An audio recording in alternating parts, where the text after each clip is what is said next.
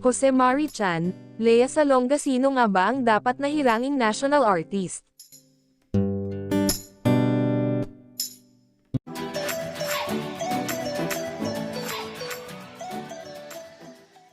Mga ka-netizen, payag ba kayong gawing national artist ang tinaguriang Father of Pinoy Christmas Music na si Jose Mari Chan?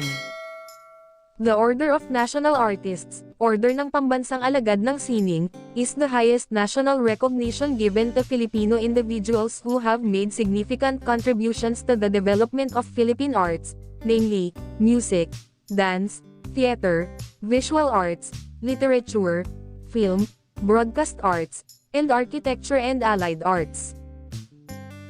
Muli na namang nabuhay ang usaping ito dahil ilang tulog na lang ay bare months na at siguradong anytime from now ay babandera na naman ang mga pampa good vibes na memes ng OPM legend. Pahayag pa ni Wilson Lee Flores, chairman ng FFCCCI Public Information Committee, bago mag-pandemic, sinuggest ng federation na gawing national artist si Jose Mari Chan. At ngayong taon, gusto ulit nilang sumulat pero may iba pang mga individual na nag-nominate kay Jose Mari Chan, sabi ni Wilson. Kasi ang kanta niya naman talaga hindi lang pang-elite. Lahat ng tao kahit na sino, na-inspire kay Jose Mari Chan at magaganda ang music niya, dagdag pa niya.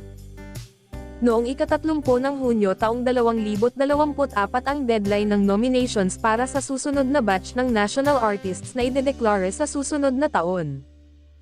In fairness naman, talagang bahagi na ng holiday season ng sambayan ng Filipino si Jose Mari Chan at ang kanyang walang kamatayang Christmas songs, partikular na ang Christmas in Our Hearts, na itinuturing ng national anthem ng mga Pinoy tuwing Pasko.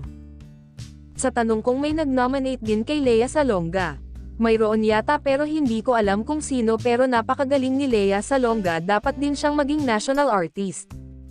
Sino ang mas deserving maging national artist, si Jose Mari Chan o si Lea Salonga?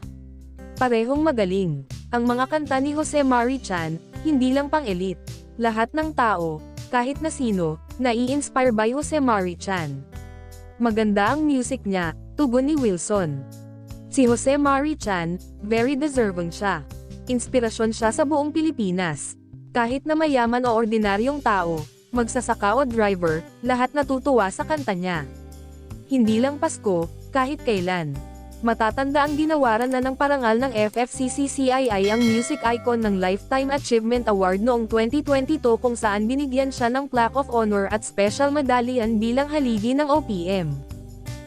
At kasabay nga nito, inanunsyo rin ng grupo na nagpadala sila ng formal letter sa National Commission for Culture and the Arts, NCCA, para i-nominate si Jose Mari Chan as national artist dahil nga sa napakalaking contribution nito sa Philippine arts and culture. Feeling naman namin, walang kokontra sakali mang kilalanin si JMC bilang national artist dahil nga sa tagal na niya sa entertainment industry at sa dami na nang naging kontribusyon niya sa mundo ng musika. Kayo ba, agree ba kayong gawin ng national artist si Jose Mari Chan?